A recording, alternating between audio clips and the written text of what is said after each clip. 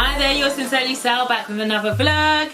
If you're wondering why I'm in the same clothes, I am doing more than one recording, and I've just had my amazing husband on to share a few points about the fact that I've just released my new book.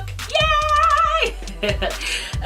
I'm now an author, and I could cry. I could honestly cry because of the amazing journey it's taken for me to get to this point. I think people just see the product, they think, oh, it must be easy, it looks very easy to do, and it was fun. There's aspects of it that were fun, but I think the process in itself can be quite draining.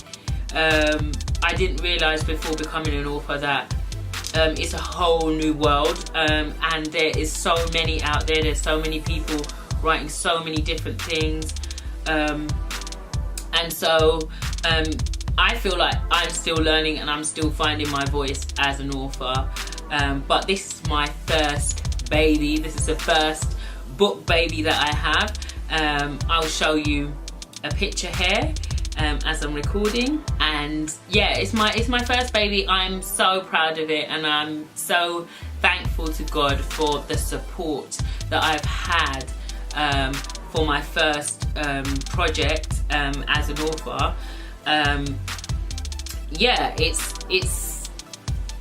like a dream well, it is a dream come true, really. I'm living my dreams. I have a copy of the book here to show you. This is the book. It's called A Whole New Bundle of Love. I'm trying to make sure it's in screen. It's basically a book about bringing home baby for families that have new additions into the family, and basically yeah, it's just got the main characters. It's got, I'll show you the first page. So we have pages like this here.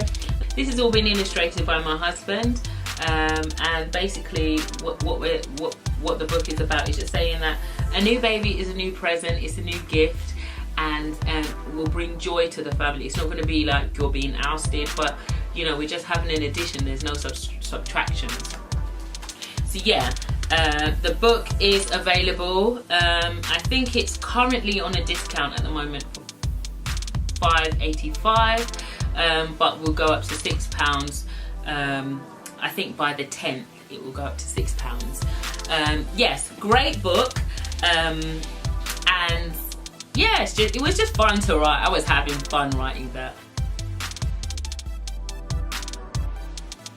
I've been writing since a very young age. I've been writing poems, I've been writing songs, I've been writing stories, but I think over time, bit by bit, I've had to get confident in writing, and there's been many people, many things that have helped along the way with my songwriting abilities, with my storytelling abilities, to help me to have enough confidence to be able to say, right, I can formulate this into a story.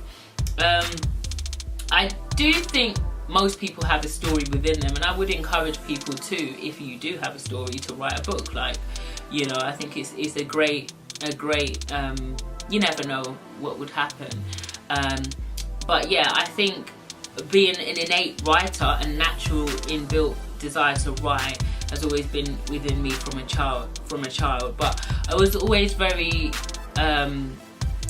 embarrassed. I didn't think it was the best gift to have. I come from, I've said this before, a family that is very heavily music focused, and so I felt like maybe I should just focus on my ability of singing rather than writing. But yeah, for me, I find it like very expressive, very freeing to be able to put my thoughts on paper, my ideas, my visions, my creativity, and being able to just get everything out on paper. I find it quite liberating. I can't explain that feeling of putting pen to paper. So it took me a long time to embrace becoming a writer, and I think I've truly kind of embraced who I am, what I love, after becoming a mother. I felt like it's kind of like a now or never thing.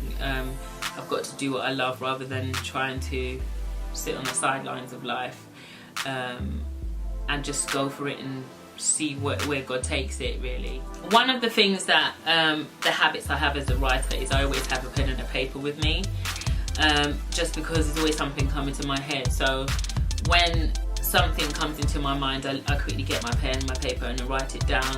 And sometimes it comes out in like gibberish. It's not coherent, it won't make sense to anyone else, but I just write it down, and then over time it starts to make sense. And with the Bundle of Love book, I basically drew what I wanted in the most rubbish version. I don't even know how my husband could understand what it was that I was trying to piece together, but I wrote it in a certain way, and then he literally put it in an order, and helps me make it coherent. And then we had opportunities to share with people that were close with us, the versions that we liked, and they were given their input.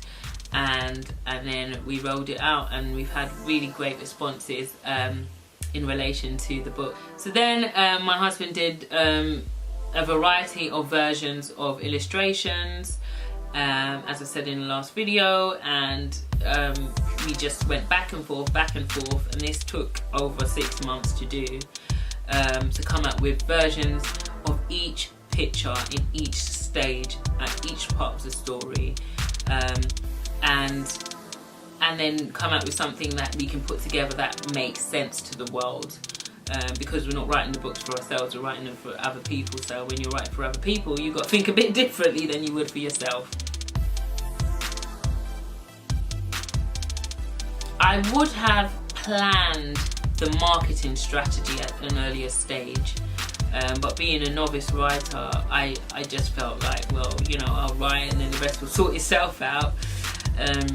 I didn't really think about marketing. I didn't think about how I was going to get the book into the community and get the book known. So I kind of had to scramble afterwards. And yeah, I mean, the thing is, I know that the book is a really good book and will benefit so many people. But at the same time, I feel like it's my job, and as the self-published writer, to get it out there.